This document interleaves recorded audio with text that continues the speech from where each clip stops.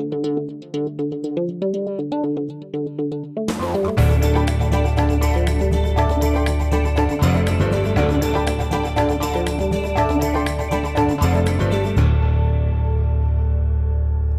provided by Walters, Papillon, Thomas Cullins, LLC, specializing in business litigation and personal injury cases for over 40 years. Good afternoon. It's great to be back. I feel like I've been coming as a guest or occasionally a speaker to the Baton Rouge Rotary Club for close to 30 years, and it always feels like coming home. I see so many people, always see so many people that I know, good friends. There's somebody missing today that has been, I think, at every of the dozens of Rotary Club meetings that I've been to over the years, and that's the father of Cliff Loy, Fred Loy, who passed away not too long ago, and we miss him, and I know you do too. He meant a lot to me, and I know he meant a lot to this organization. So my condolences to you for the loss of a longtime stalwart, very valuable member of this club, and Fred Loy.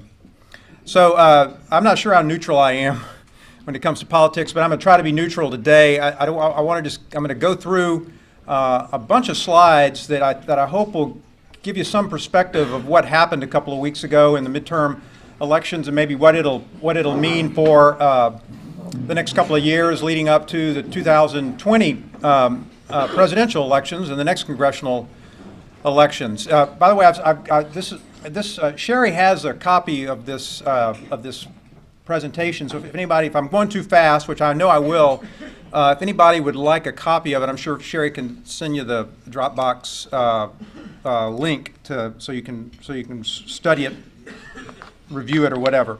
So first, let's just talk about the lay of the land we're looking at now. It looks like the Democrats will have picked up a net 40 seats in the House.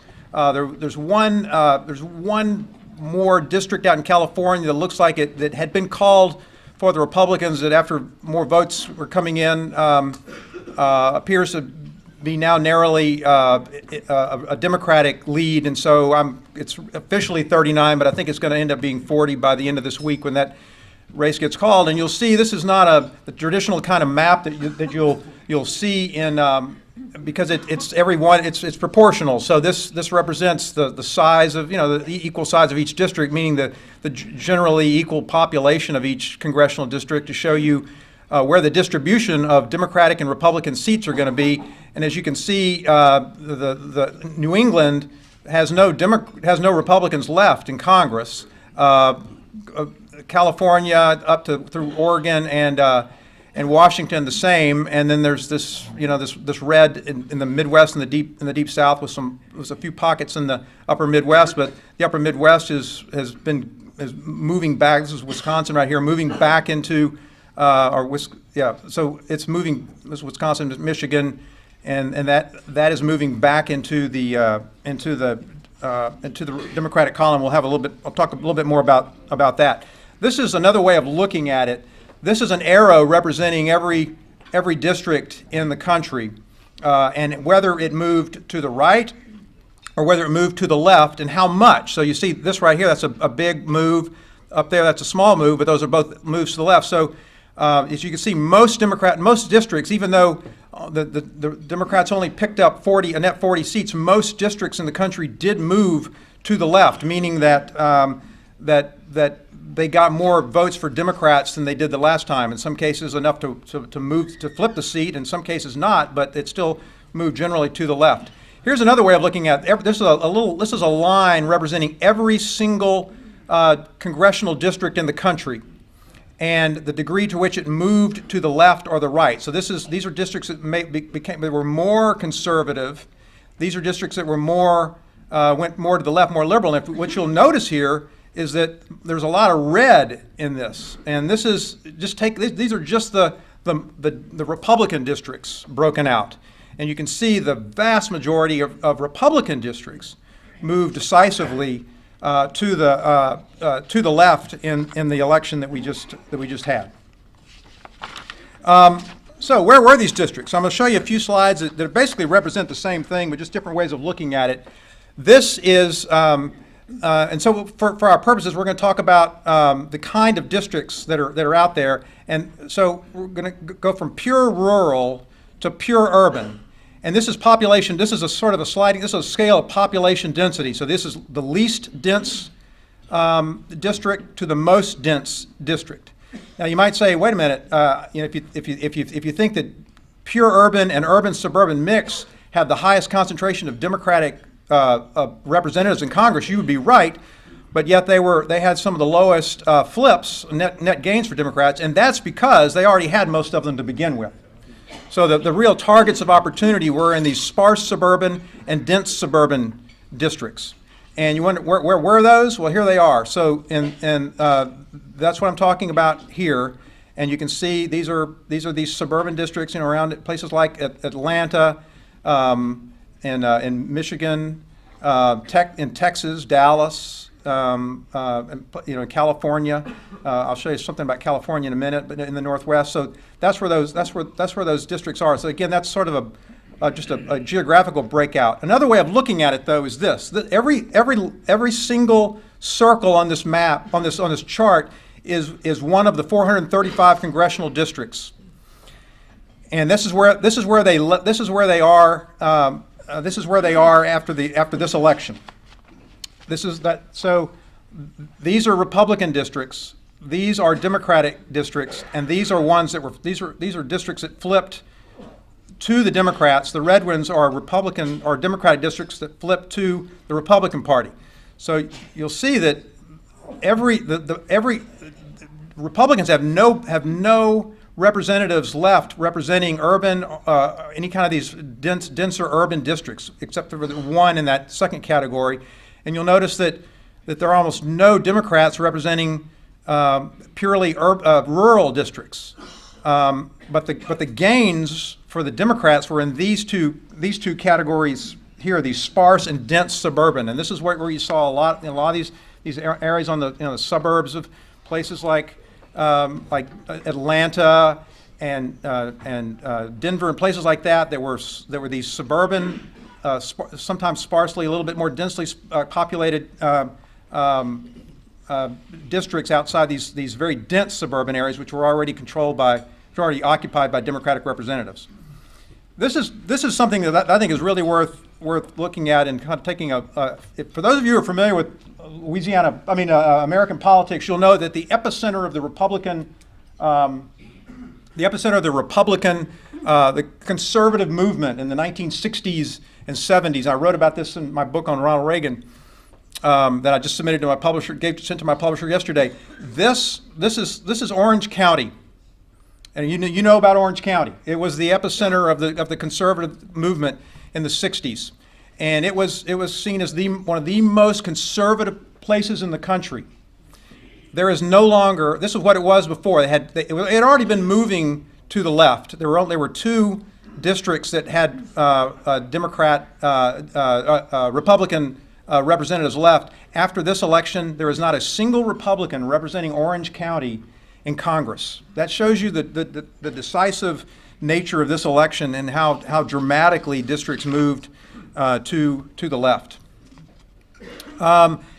We haven't talked about the Senate yet, so it's interesting. 2/3 of all the Senate seats that were up for re-election in 2018 were held by Democrats. That's a record number. You'll see that's that chart right there. So the last time Democrats had anything close to that was in 1970. So 75% of Democrats 75% of those seats up for re-election, of the 33 seats up for re-election, were Democratic seats. So they had and I had this wrong. It's actually two. They lost in net 2 seats. So it now goes with the Hyde-Smith's victory in Mississippi last night. It goes to 53-47. It was 51-49. So in a year that Republicans should have just murdered Democrats in a lot of these districts, they just didn't do it. I mean, they certainly strengthened their numbers, but not nearly as much as they could have or they should have. Also, Democrats picked up 7 new governorships and about 400 state legislative seats around the country. There are going to be new Democratic governors in Nevada, New Mexico, Kansas, Illinois, Michigan, Wisconsin, and Maine. Also, the Center for American Women in Politics at Rutgers University reports that of at least 2,019 women who will serve in incoming state legislatures, 1,205 of the newly elected legislators are Democrats and 528 are Republicans. So it's at almost every level it was a good night for Democrats. Okay, let's look at the makeup of this new Congress and what it's going to look like. So I think you've probably seen some reporting about this. A record number of new women will be serving in Congress. So this is from 1970 through the election the other night. This is the total number of women in Congress. This is the number of Democratic women. This is the number of Republican women. The number of Republican women went down while the number of Democratic women went up. The share of it there are 4% of the seats in Congress are held by Republican women. 19% of the seats in Congress are held by Democratic women. 23% of the House will be women. That's a pretty historic night for women in general. Another interesting statistic about this: 90% of the Republican caucus in this new Congress, in the new 116 Congress, will be white men. 90%, and 2/3 of the Democratic caucus will not be. So it's very different kinds of caucuses. This is just another chart, basically the same thing. Congress is over since the 101st Congress, and you just see the number of Democratic women rising steadily, and the number of Republican women going up and down, but going pretty decisively down in the election that we just had.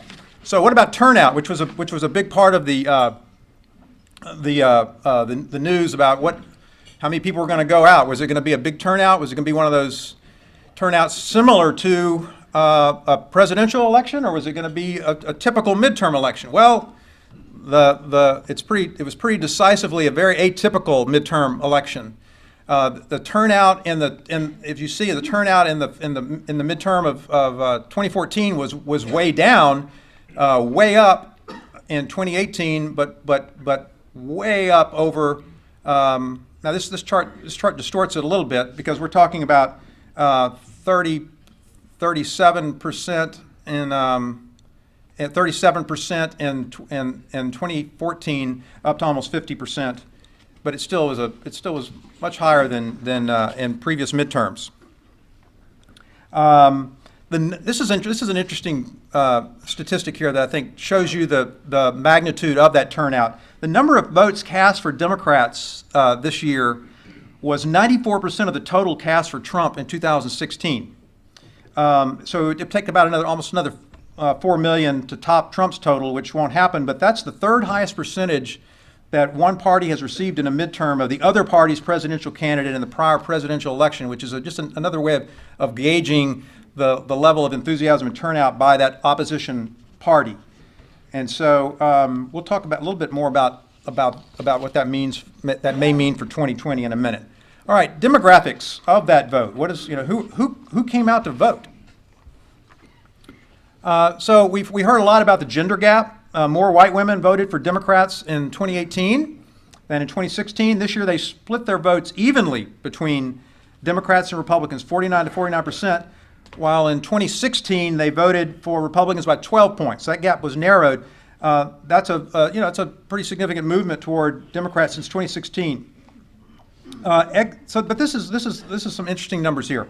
Exit polls found that while white women without a college degree voted for Republicans by 14 points, that's white women without a college degree voted more for Republicans by 14 points. White women with a college degree voted for Democrats by 20 points. So there's not only a gender gap, men voting more for Republicans, women voting decisively more as a whole, voting decisively more for Democrats, but within white women, there's a gender gap that I think gets missed, and that is it's about whether you have a college degree or not. And that's a 34% gap between with or without college degree where you're going to vote, whether you're going to tend to vote for a Democrat or a Republican. All right, so young voters got a lot of attention this year for their increased participation. I tell my students all the time, if y'all would just go vote, you could take over the country now. I mean, and it's true, because look at this. This is Generation Xers. I mean, they're coming in their own as voting age people, and we're all starting to die off here, and they passed us. They passed us back in 2012. The problem is they don't vote in the same numbers that we do. I think there are a lot of reasons for that. I gave my students I told them they didn't have to come to class on election day as long as they could prove to me, swear to me they used the time to go vote. Because it is, a lot of them are registered to vote in someplace else, and I had a number of students who had difficulty getting absentee ballots from other states or getting them in time. But for whatever reason, they cast. This is just from 2014, but look at the difference between. So this is in 2018. This is and this shows you the continuum here over time from 1986 through to 2018. But you see that young voters' participation. This is at the percentage they were of the overall electorate went up considerably in this election. So they were much more motivated to get out and vote. And you'll notice that this is young voters' historical voter choice. Are they voting for Democrats or Republicans? And we think of young people as always being, more liberal, more Democratic-minded than their elders, but it hasn't always been so. You notice that this goes back to 1992, but from 1992 till 2002, it was pretty close or even. And you'll notice that since 2002, it's never gotten really that close, except for maybe the closest it got here was 11 points. And now look at it here. And I don't know about you, but I've noticed that in the young people that I'm around at college just in the 13 years that I've been at LSU, I think that have gotten have become much more Democratic leaning, much more liberal in their views, especially their views on social issues. All right, so voters. This is the other way of looking at it. This is just the age continuum. This is 65 and older. That's how much it's hard to see there. But voters under age 44 voted overwhelmingly for Democrats. That's these two categories right here. Those with a college education voted. Those young people with a college education voted for Democrats by a 20-point margin.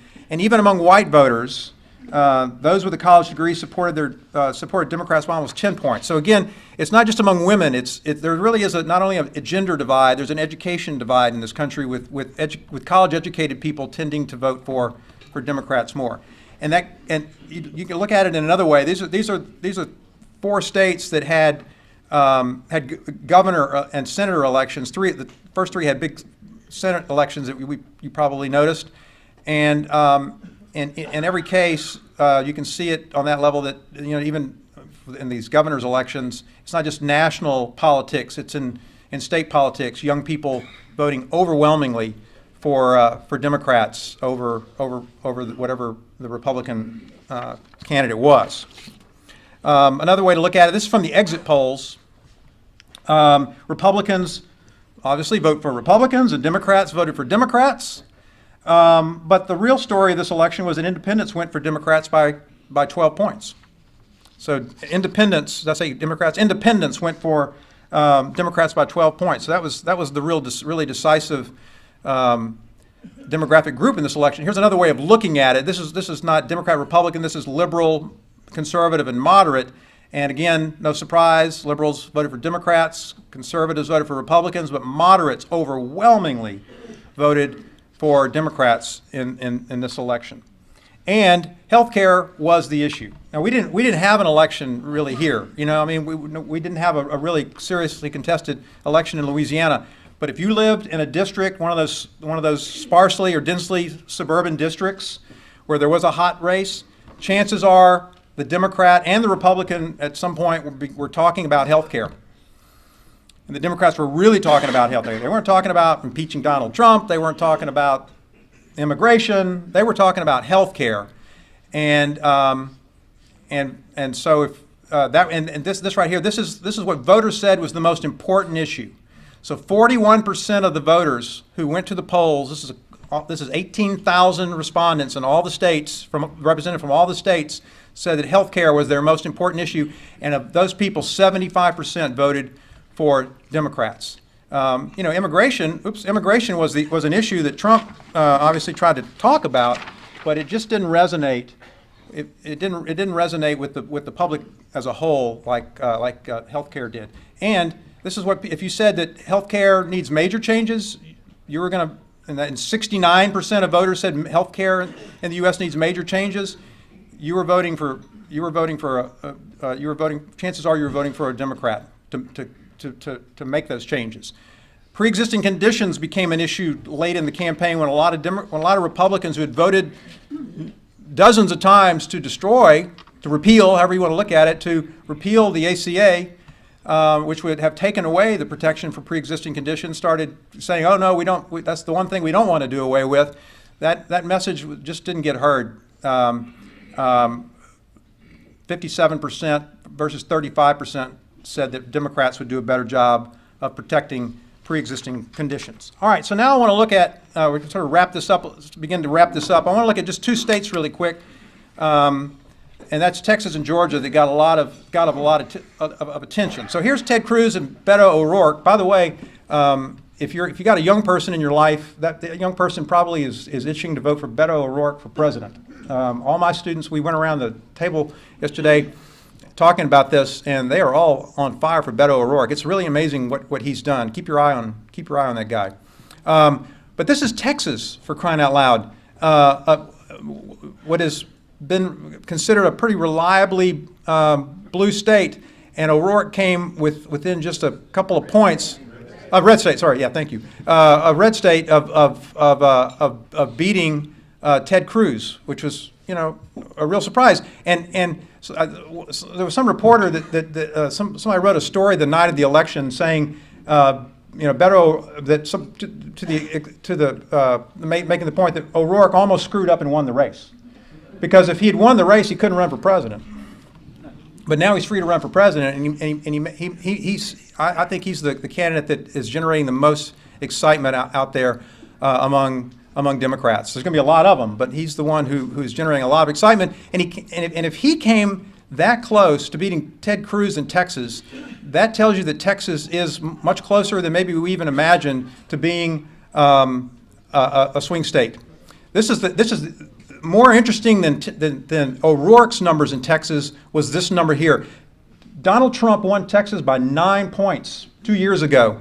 He's now almost underwater in Texas on approval rating. He's even in Texas on his approval rating. These are Texas voters on election day who said, "Yeah, I'm going to vote for Cruz or O'Rourke," but they were evenly divided on Trump.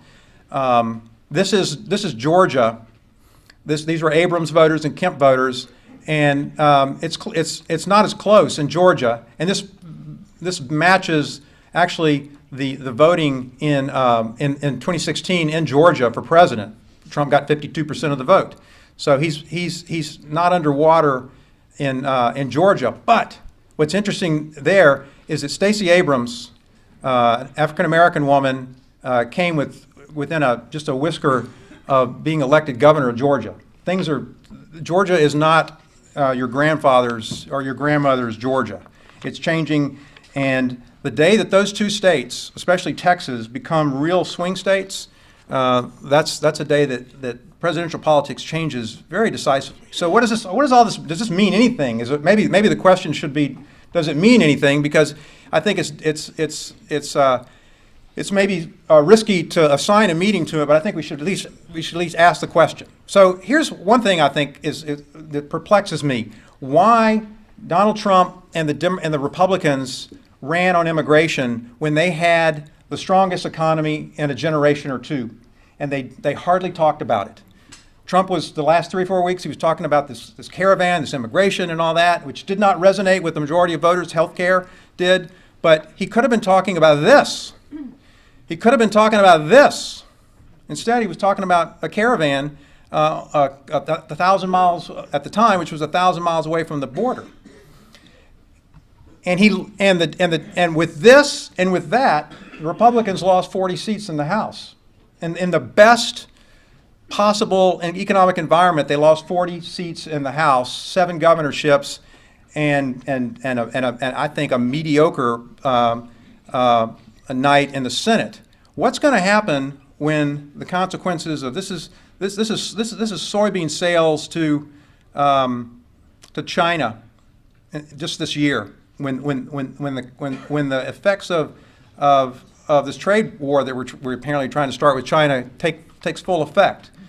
What's going to happen as people start paying a little bit more attention to the debt, and it puts more pressure on interest rates?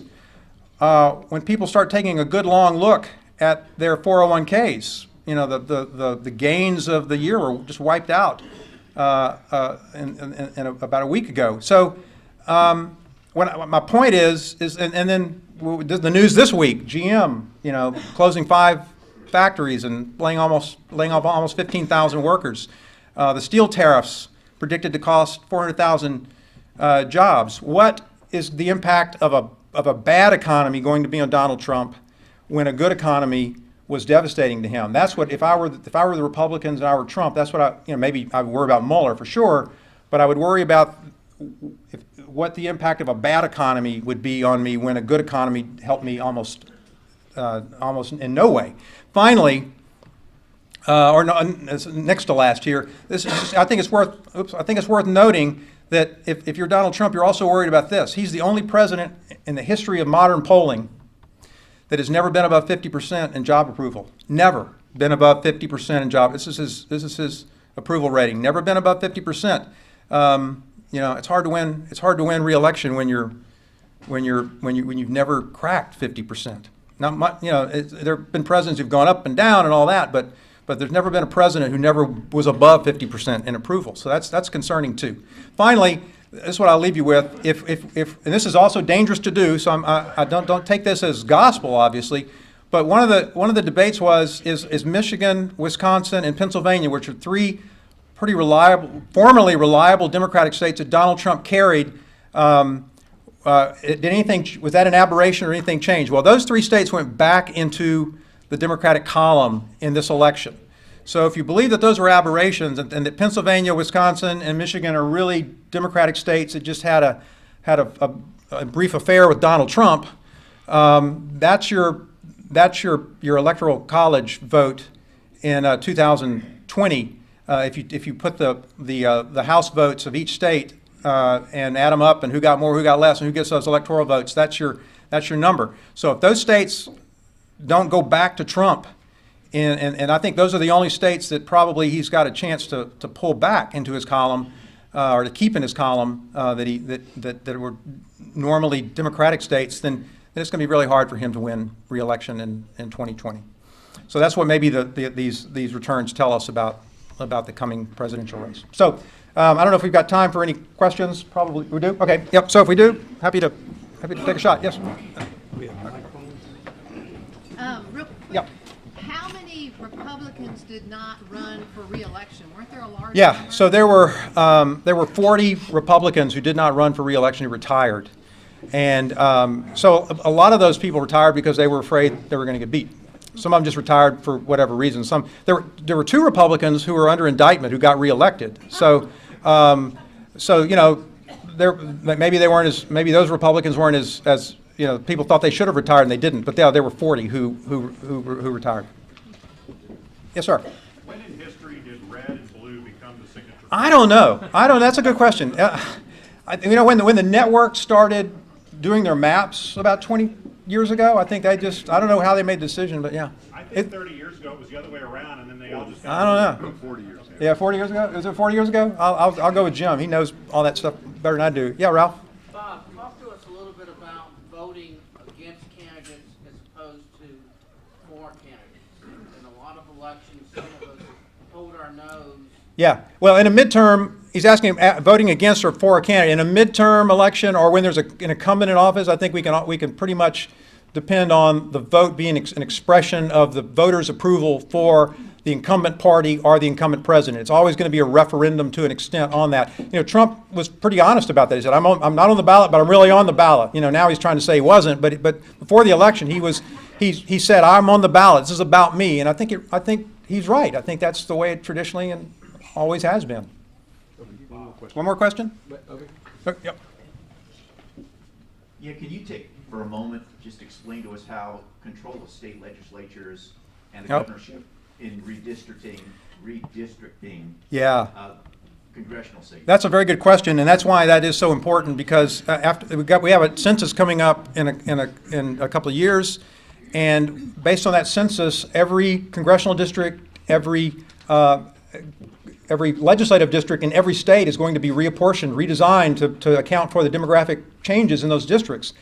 And one of the reasons why the Republicans had such a structural advantage in the House is that Republican legislatures and Republican governors, after the last census, did some very creative math and gave and really helped Republicans. You can go look at how they divided up Austin, Texas. It just, the People's Republic of Austin is surrounded by Republican representatives, because they just went in there and the Texas legislature just carved Austin up into 4 or 5 different districts that are mostly Republican.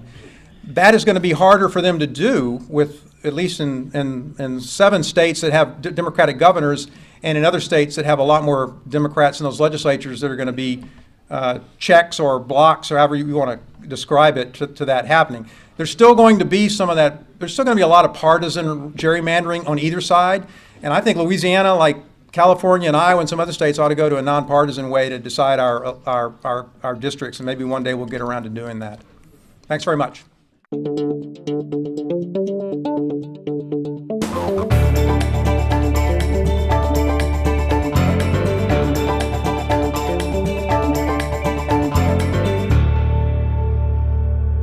Support provided by Walters, Papillon, Thomas Cullens, LLC, specializing in business litigation and personal injury cases for over 40 years.